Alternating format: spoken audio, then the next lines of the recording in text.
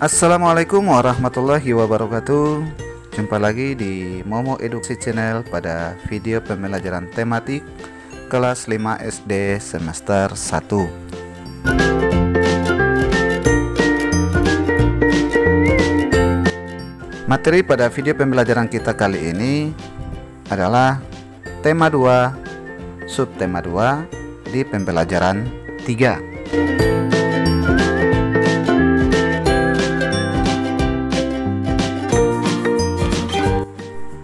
Pada video pembelajaran 3 kita kali ini, kita akan belajar tentang kerja bakti, hak dan kewajiban sebagai warga masyarakat, dan mengenal jenis usaha ekonomi yang dikelola sendiri maupun kelompok.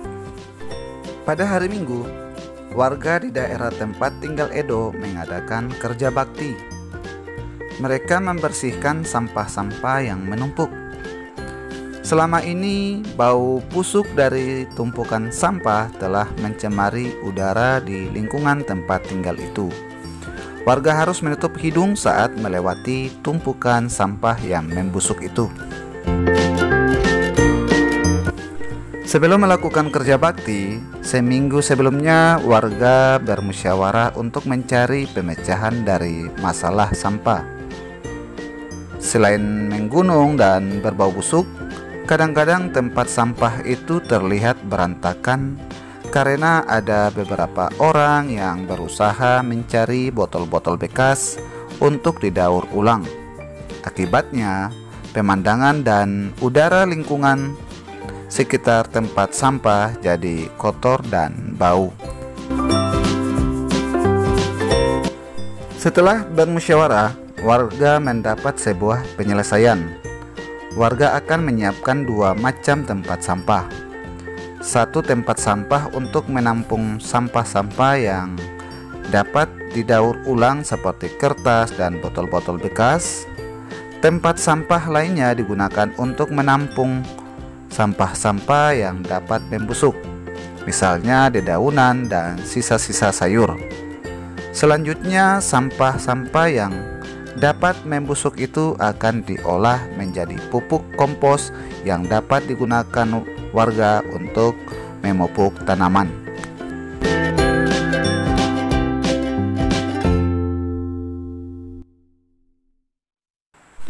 Dalam kegiatan musyawarah dan kerja bakti itu, seluruh warga ikut berperan serta. Keikutsertaan warga dalam musyawarah dan kerja bakti merupakan salah satu bentuk tanggung jawab warga dalam menjaga kebersihan. Jawablah pertanyaan berikut berdasarkan bacaan teks kerja bakti pada cuplikan yang tadi. 1. Kapan kerja bakti dilakukan? 2. Di mana kerja bakti dilakukan? 3. Mengapa kerja bakti dilakukan? 4. Siapa yang mengikuti kerja bakti? 5. Apa yang dilakukan warga seminggu sebelum melakukan kerja bakti? 6. Bagaimana hasil musyawarah terkait penyelesaian dari masalah yang dihadapi warga? Dan yang ketujuh, mengapa warga menyediakan dua macam tempat sampah? Dari pertanyaan-pertanyaan yang berdasarkan teks bacaan kerja bakti pada cuplikan tadi, laporkan hasil kerja kalian pada guru kalian.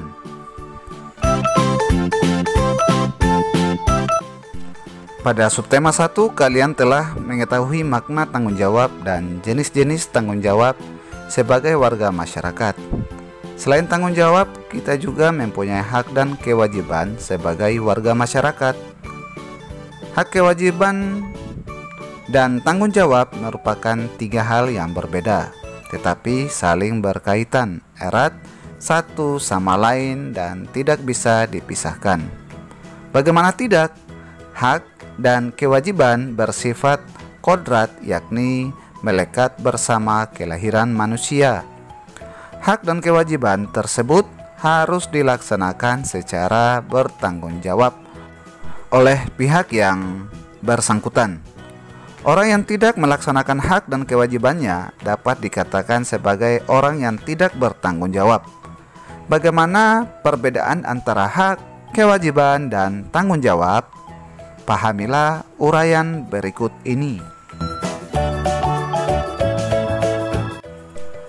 Hak berarti sesuatu yang mutlak menjadi milik seseorang dan penggunaannya tergantung kepada orang yang bersangkutan. Jadi, hak warga masyarakat adalah sesuatu yang mutlak menjadi milik seseorang yang berkedudukan sebagai warga masyarakat. Bentuk hak warga masyarakat seperti berikut. A. Mendapatkan perlindungan hukum. B. Mendapatkan pekerjaan dan penghidupan yang layak. C. Menikmati lingkungan bersih. D. Hidup tenang dan damai. E. Bebas memilih, memeluk, dan menjalankan agama. F. Berpendapat dan berorganisasi. Dan G. Mengembangkan kebudayaan daerah. Kewajiban sebagai warga masyarakat. Kewajiban berarti sesuatu yang harus dilakukan dengan penuh rasa tanggung jawab. Jadi, kewajiban warga masyarakat adalah sesuatu yang harus dilakukan seseorang sebagai warga masyarakat dengan penuh rasa tanggung jawab. Bentuk kewajiban warga masyarakat seperti berikut. A. Mematuhi aturan atau norma yang berlaku dalam masyarakat. B. Menjaga ketenangan dan ketertiban lingkungan masyarakat. C. Mengikuti kegiatan yang ada di lingkungan RT, RW, atau desa setempat.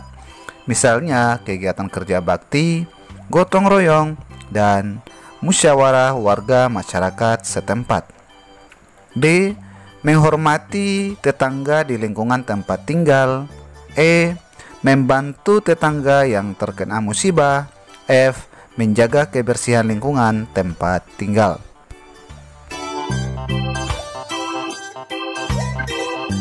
Peserta didik sekalian, setelah mempelajari bentuk hak dan kewajiban sebagai warga masyarakat, sekarang kita beralih ke materi jenis usaha ekonomi yang dikelola sendiri ataupun kelompok.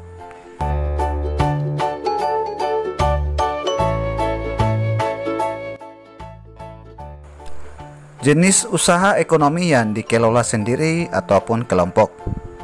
Amatilah kegiatan ekonomi di lingkungan sekitarmu. Bagaimana pengelolaan kegiatan ekonomi tersebut? Jika dicermati, kegiatan ekonomi tersebut ada yang dikelola sendiri, ada pula yang dikelola secara berkelompok. Mari simak pembahasan lebih mendalam. 1. Jenis usaha ekonomi yang dikelola sendiri. Tahukah kamu apa sajakah jenis usaha ekonomi yang dikelola sendiri? Usaha yang dikelola sendiri disebut usaha perorangan. Usaha ekonomi ini memiliki modal terbatas dan biasanya dikelola secara sederhana.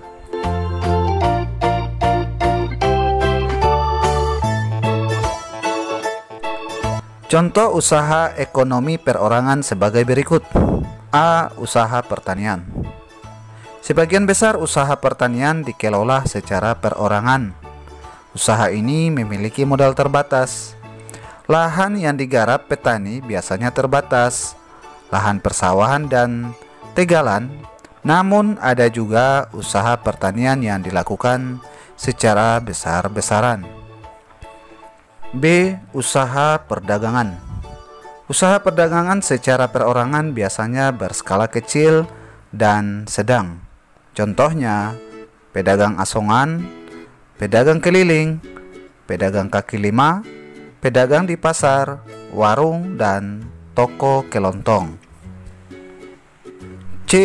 Usaha jasa. Perhatikan usaha jasa sekitarmu.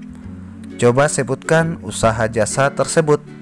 Secara umum, banyak usaha jasa yang dikelola secara perorangan. Contohnya, usaha fotokopi, bengkel, dan penjualan pulsa. D. Industri kecil. Industri kecil yang dikelola perorangan merupakan industri rumahan. Contohnya, usaha kerajinan tangan berupa pembuatan keramik, souvenir, tembikar, anyaman, dan mebel. 2. Usaha ekonomi yang dikelola kelompok. Usaha ekonomi ini dikelola secara bersama, baik modal, pengelolaan maupun keuntungan. Bentuk usaha ekonomi bersama adalah sebagai berikut. A. Firma. Firma adalah usaha ekonomi bersama yang didirikan oleh sekurangnya 2 sekutu. Pendiri firma biasanya orang-orang yang saling kenal satu dengan yang lain. Setiap anggota firma memiliki hak untuk bertindak atas nama firma. Anggota firma juga bertanggung jawab secara penuh atas risiko kerugian firma. Usaha berbentuk firma biasa bergerak di bidang layanan konsultasi hukum dan keuangan. B. Persekutuan komanditer. Persekutuan komanditer atau CV didirikan oleh sekurangnya 2 orang yang menyetorkan modal. Pada CV terdapat 2 jenis sekutu, yaitu sekutu aktif dan sekutu pasif. Sekutu aktif berperan sebagai investor dan pengelola CV. Sekutu pasif berperan sebagai investor tanpa terlibat dalam pengelolaan CV. Usaha berbentuk CV dapat dikembangkan dari firma. Ini kemungkinan jika firma ingin memperluas usahanya dan membutuhkan banyak modal. C. Perseroan terbatas. Perseroan terbatas atau PT adalah usaha bersama yang modalnya berupa kumpulan saham. Saham diartikan sebagai bukti kepemilikan suatu perusahaan atas penyetoran modal. Setiap saham memiliki nilai nominal tertentu. Pemilik saham akan memperoleh keuntungan berupa dividen. Bagi perseroan yang ingin mengembangkan dan memperluas usaha, sahamnya dapat diperdagangkan di pasar modal. D. Badan usaha milik negara. Badan usaha milik negara atau BUMN atau perusahaan negara yaitu sebuah perusahaan yang seluruh atau sebagian modalnya dimiliki negara. BUMN dapat berbentuk perusahaan umum atau perum dan perseroan terbatas PT. BUMN bergerak di bidang usaha yang bersifat strategis atau vital. Di Indonesia juga terdapat badan usaha milik daerah atau BUMD atau perusahaan daerah. BUMD merupakan perusahaan yang modalnya dimiliki pemerintah daerah. Apa sajakah tujuan pendirian BUMD? Tujuan pendirian BUMD sebagai berikut. 1. Ikut melaksanakan pembangunan ekonomi daerah dan pembangunan ekonomi nasional. 2. Memenuhi kebutuhan rakyat dan menyediakan lapangan kerja untuk mewujudkan masyarakat adil dan makmur. E. Koperasi. Di Indonesia berkembang usaha bersama yang bertujuan menyejahterakan anggotanya. Usaha yang dimaksud adalah koperasi menurut Undang-Undang Nomor 25 Tahun 1992 tentang perkoperasian. Koperasi adalah badan usaha yang beranggotakan orang-orang atau badan hukum koperasi dengan melandaskan kegiatan berdasarkan prinsip koperasi sekaligus gerakan ekonomi rakyat yang berdasarkan asas kekeluargaan. Koperasi sesuai dengan Undang-Undang Dasar 1945 Pasal 33 ayat 1, yaitu berbentuk perekonomian disusun atas usaha bersama berdasarkan asas kekeluargaan. Koperasi sesuai dengan Undang-Undang Dasar 1945 Pasal 33 ayat 1, yaitu bentuk perekonomian disusun atas usaha bersama berdasarkan asas kekeluargaan. Koperasi pertama kali dikembangkan oleh Dr. Andus Muhammad Hatta. Atas perannya tersebut, beliau dijuluki Bapak Koperasi Indonesia. Ada beberapa bentuk koperasi yang berkembang di Indonesia. Bentuk-bentuk koperasi di Indonesia sebagai berikut. 1. Koperasi konsumsi, yaitu usaha bersama yang menyediakan berbagai barang konsumsi untuk memenuhi kebutuhan sehari-hari. Contohnya, beras, gula, minyak, sabun, peralatan rumah tangga, dan barang elektronik. Tujuannya memenuhi kebutuhan konsumsi sehari-hari bagi anggota dengan harga dan mutu layak. 2. Koperasi simpan pinjam, yaitu usaha bersama yang menyediakan layanan simpan dan pinjam. Koperasi jenis ini menerima simpanan dari anggota. Selanjutnya, uang yang telah terkumpul dipinjamkan kepada anggota.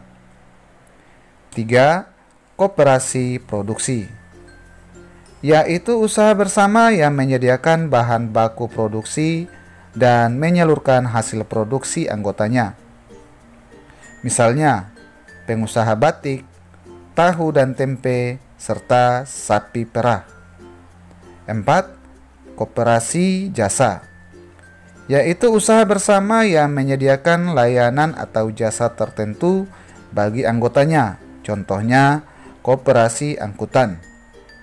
Dan yang kelima, koperasi serba usaha, yaitu usaha bersama mengelola berbagai jenis usaha, misalnya penyediaan barang konsumsi, simpan pinjam, penyediaan bahan baku, dan penyaluran hasil produksi. Contohnya, koperasi unit desa. Demikian video pembelajaran singkat yang dapat saya sampaikan. Semoga bisa bermanfaat. Jumpa lagi di video pembelajaran tematik selanjutnya di Momo Edukasi Channel. Jangan lupa like, share, komen, dan subscribe. Wassalamualaikum warahmatullahi wabarakatuh.